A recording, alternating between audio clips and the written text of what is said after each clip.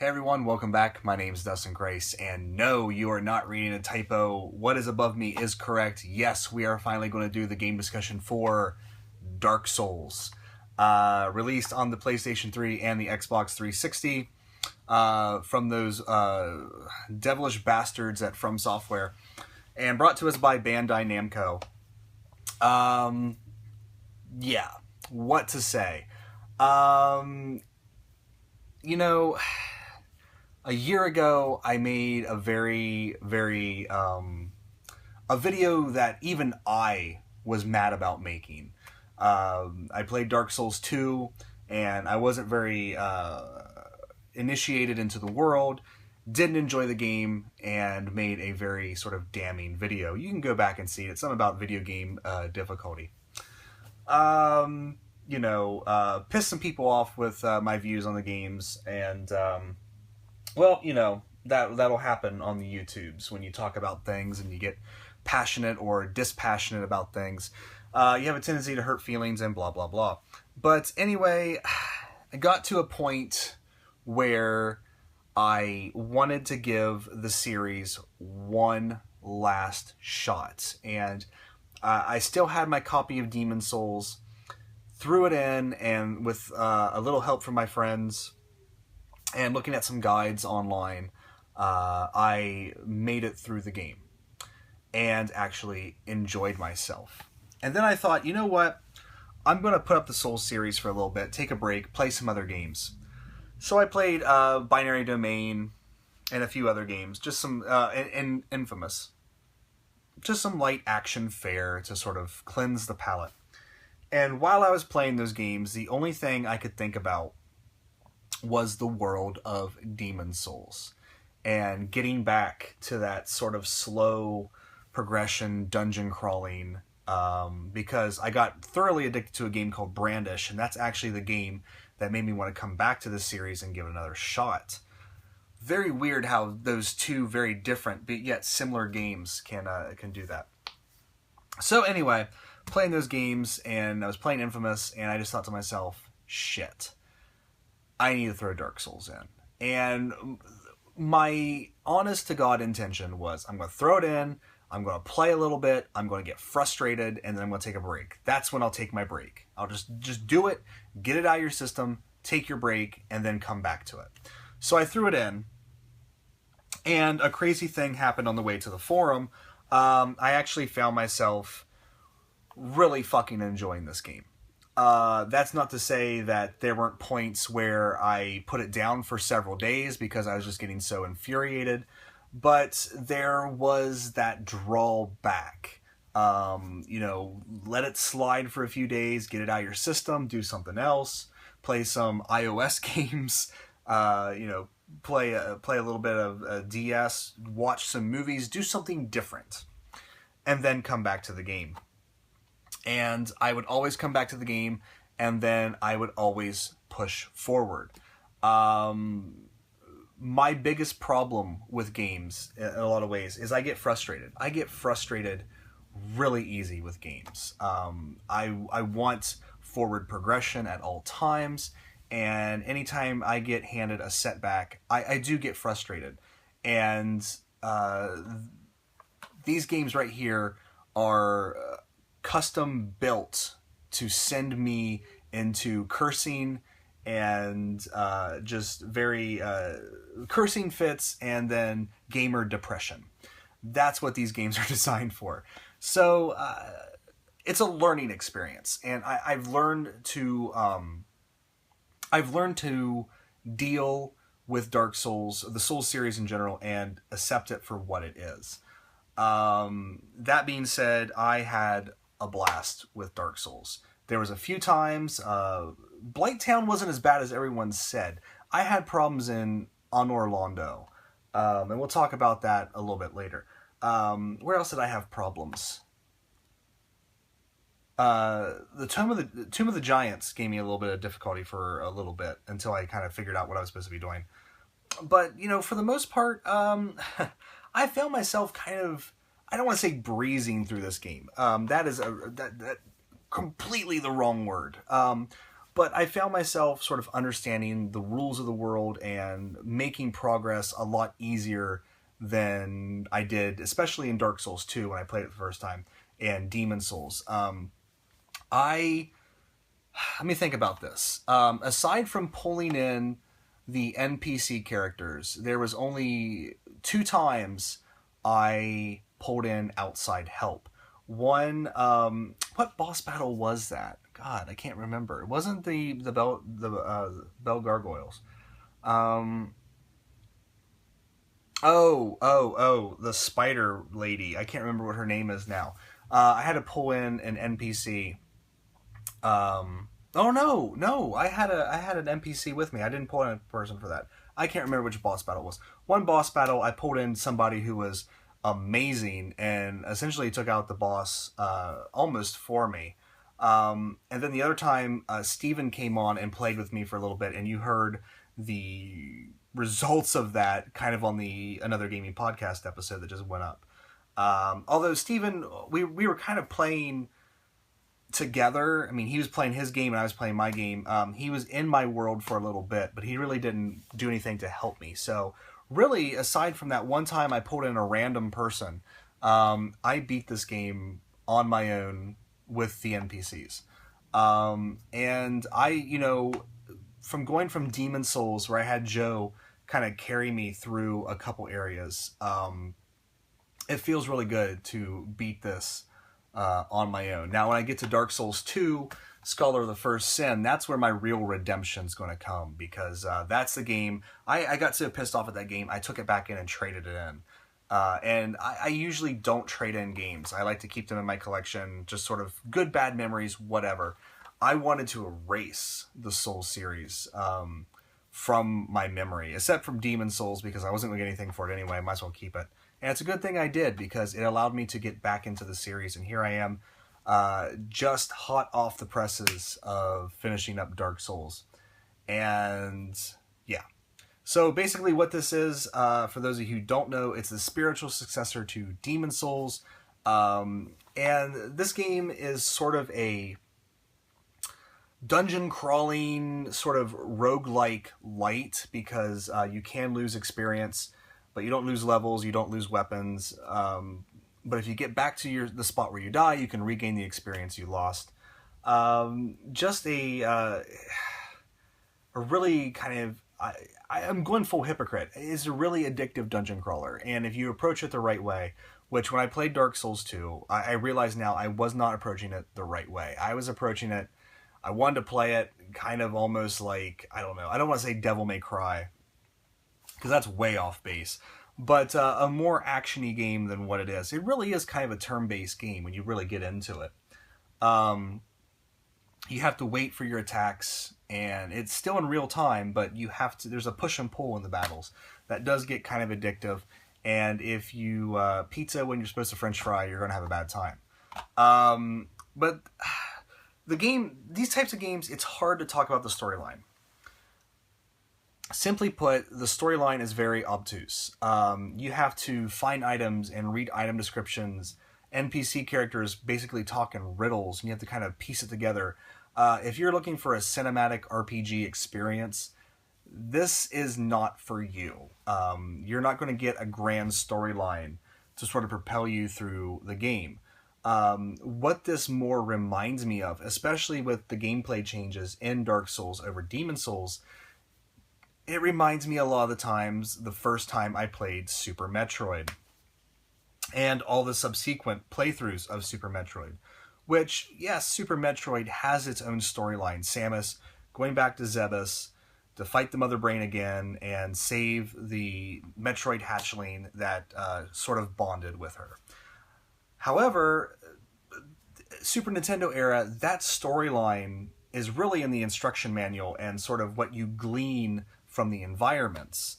So when I was playing Super Metroid, I would sort of make up my own story. You know, it wasn't Samus Aran in the suit, it was me in the suit, and I would create like a backstory of why I'm in this area and things like that. And the same thing can be applied to Dark Souls.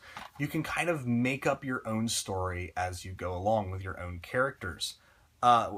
with the story of your character, because the game doesn't really present you a cohesive story. Now you can go online and read, people have pieced all this together and put it together. But the very gist of it, from what I get, there was a king named Gwyn who, I'm already blanking on some of the details, but basically it's that same old story. He kind of abused power and it kicked him in the ass, and now he's this, badass, evil guy, and you're an undead, and in order to get out of your undead status, you kind of got to beat him and regain your humanity. Now, there's going to be some Souls fanatic on here that's going to come down in the comments and blast what I just told you. So take what I just told you with a grain of salt, because honestly, the storyline in this game, if you don't pay attention to item descriptions and things like that, you're not going to get the whole thing. But really, so much of the story and stuff is told through the atmosphere of the environments, a lot like Super Metroid, that you don't really need it. You can kind of piece together at least your version of the history of this world just by the environments themselves, and kind of figuring out how they piece together and what actually transpired in this area. Demon's Souls was Boletaria. I can't remember the name of the place in Dark Souls, but don't go into this expecting like traditional JRPG or even Western RPG stories. It's really obtuse, and if you want to get into that, it's very rewarding from what I hear, kind of piecing the story together yourself. But I kind of got what I needed from the environments and what I gleaned from NPCs and items and things like that. The main draw to this game is the gameplay. And this game, there's a few technical differences between this game and Demon's Souls, but for the most part, they play exactly the same, except for one thing. Demon's Souls had a hub world, and you traveled to different levels that you could go back to over and over again. Dark Souls is different. Dark Souls is Metroidvania. All the worlds are interconnected. You can go back and forth between them. Eventually, you get a quick travel to travel between certain bonfires. But until you get that, which is pretty late in the game, you have to hoof it. And you'll be hoofing it a lot in this game. I would say a good portion of my early part of the game was actually going back and forth between places and figuring things out. So if you're like me and you love 2D side-scrollers, 2D side-scrolling Metroidvania style games like Super Metroid, Monster Tale, things like that, it's not hard to transpose that sort of mindset into this game if you go into this game with that mindset, which when I first played Dark Souls 2, didn't have it. I did not have it, and I lost my shit. That's essentially that's what that video was me losing my shit. But going back to it now and playing it now with the right mindset, people that I can ask, for help if I need it. What do I do here? What's the trick here? Not being afraid to go online and look at a guide if I truly get stuck, which I only did. I only did that. I usually try to fight the bosses myself, going into it blind to try to figure it out. And then if I got too frustrated, I would read a strategy on how to beat the boss. And same thing with the levels. I try to do it blind, and then if I got stuck, I would go to a guide, which is how I usually do games with strategy guides. But yeah, it's the same sort of slow, methodical combat. You really have to pick your openings. And in Demon's Souls, I played as Royalty, which is sort of the game's easy mode. In this game, I played as a Pyromancer, which is also supposedly this game's easy mode. Although it really didn't make things like Royalty in Demon's Souls really made that game easy. There's no two ways about it. If you play as a Pyromancer in this, you're going to have an easier time but you're still going to have some rough spots, especially some of the enemies that fire just does no damage to, because it's kind of funny how this game creates a character class that's based entirely around fire. Well, the world itself is based around fire, so some of the enemies just aren't damaged by fire. Luckily, the final boss is, and I was able to beat the final boss relatively easy compared to some of the other bosses. I was talking to Corn Muffin about it, and he's like, "Dude, you just need to learn how to parry." And I'm not good with timing sometimes in games. This is why I don't play rhythm games, and I have a hard time with quick time events too. So parrying in Dark Souls, which is you hold the L2 button, you hit the L2 button at the right time when they're doing their attack, and you can deflect their attack and they're open for, a counterattack. Fine. I'm not very good at that kind of stuff. So I kind of have to figure out how to do it differently. And early on in the fight, I noticed that he was trying to grab me and kick me. And it's really easy for my character to get out of range of those and then just run up and greater combustion him right in the face. So I was really looking for those openings, and it took me maybe a little bit longer than it would take somebody else who's really good at parrying. But I was able to beat the final boss only using, I used one right before I went into the fog door. So I started with 19. I only used 3 Estus flasks in fighting him. That feels pretty good, because I had 20 to begin with. We're technically, because you go down through the final stage, you have to fight some Dark Knights, and then when I got to the end of the Black Knights, I drank an Estus flask to go into the fight fully healed, and then once I was in the fight, I only used 3 Estus flasks. That feels pretty good, especially for someone like me who, I guess I'm getting better at these games. I guess that's just what it is. But, you go around, collect souls, level your character up, level your equipment up. Souls are the currency for the entire game. You carry them around with you. You can't do anything with them except use them. So if you're exploring and you get killed, you lose all your souls. You gotta go back to your spot, recollect them. If you get killed before you recollect them, they're gone forever. I bet you I lost over 200,000 souls in this game, just being stupid. And then when I would get to a boss, I just wouldn't care. I wouldn't even worry about picking up my bloodstain in a boss fight. I was just I just need to beat this boss, and if I beat the boss, then I'd go collect my bloodstain. Fine. But if I didn't, those souls were gone. I just need to beat this boss. But yeah, the mechanics are pretty much the same. The only thing that's different is sort of the humanity system, which you collect these items. Basically, to do almost anything to help you in this game, you have to be in human form. So to summon someone in to help you, you have to be human. To kindle your fires, to give you more Estus flasks. Estus flask uses, you have to be in human form, which is all well and good. But the one thing that drives me nuts about this game, and I actually did okay in Dark Souls, I actually held my own pretty well, is when you're in human form, you can be invaded by other characters, or other people. And, this game being as old as it is, I figured no one would be playing. But sure enough, there were people playing, and they would come in, and they would just ruin my day. However, some of them I actually did beat much later in the game. I was pretty high level, and they made some silly mistakes, and they just got combustioned to hell. So that felt good to beat some other players, because in Demon Souls, whenever I got invaded, I was pretty much just killed. So in Dark Souls, I did a lot better. But yeah, if you've played Demon Souls, you know what to expect in Dark Souls. There's a little bit of difference, but mostly it's the same style of game.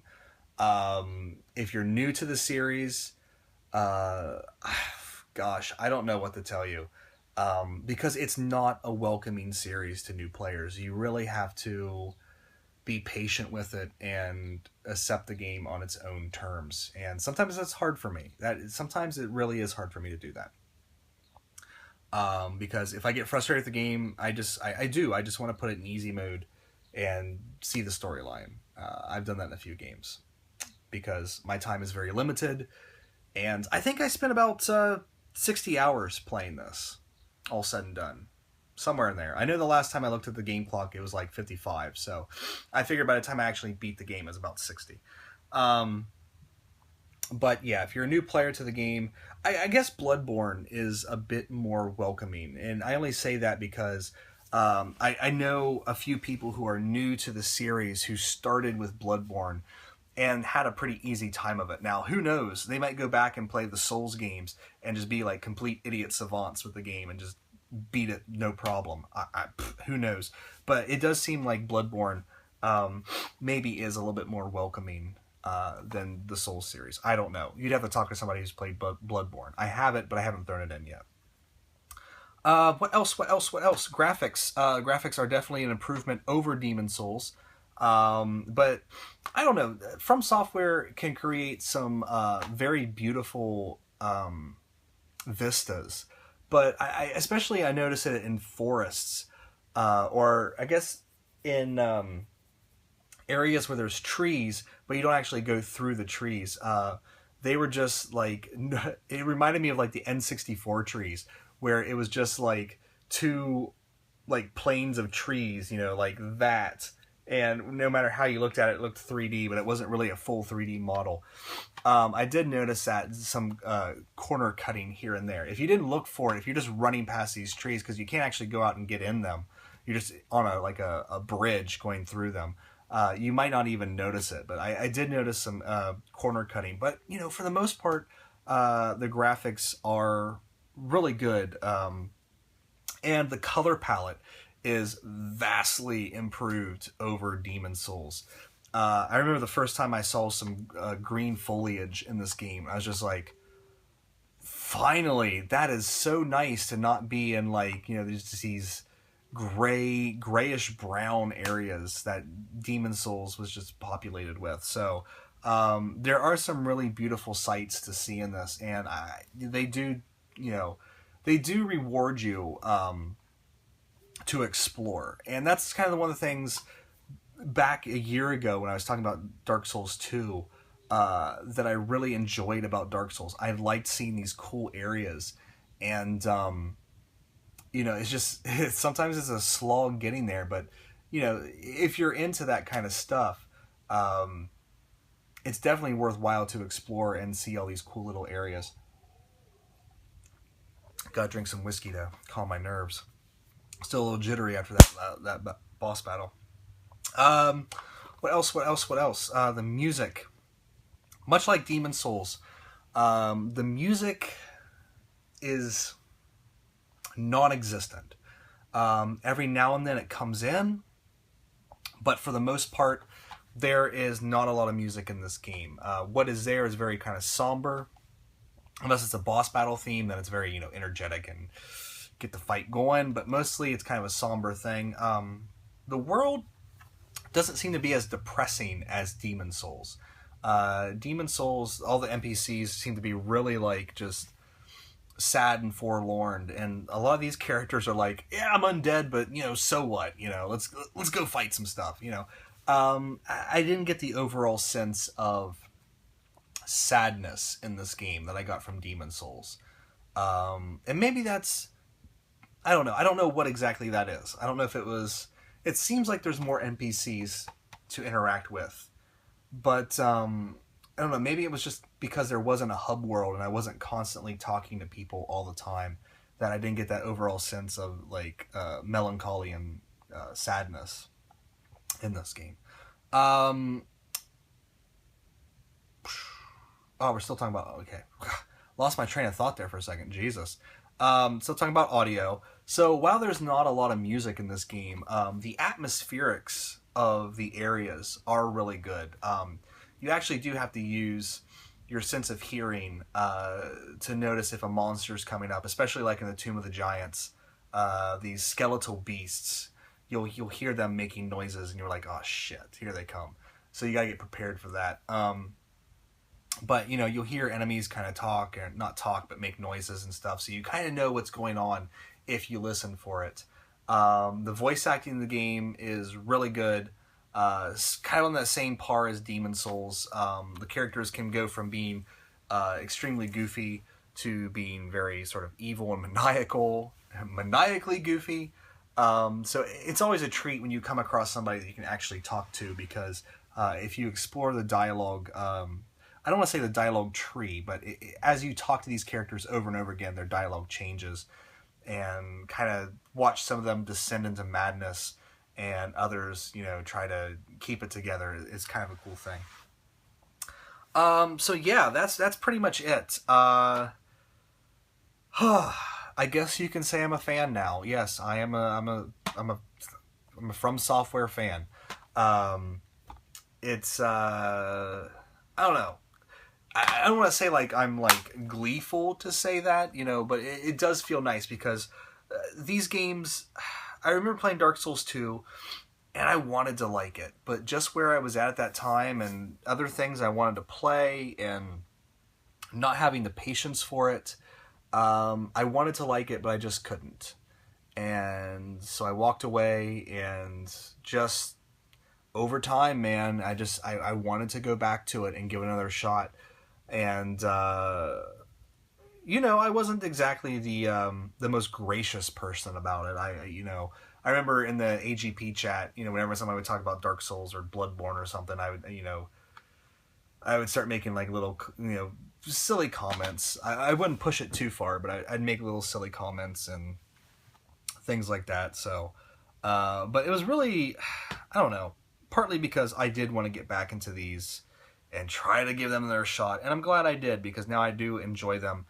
And while I won't say they're the greatest games of all time, for what they're trying to do, they're pretty spectacular.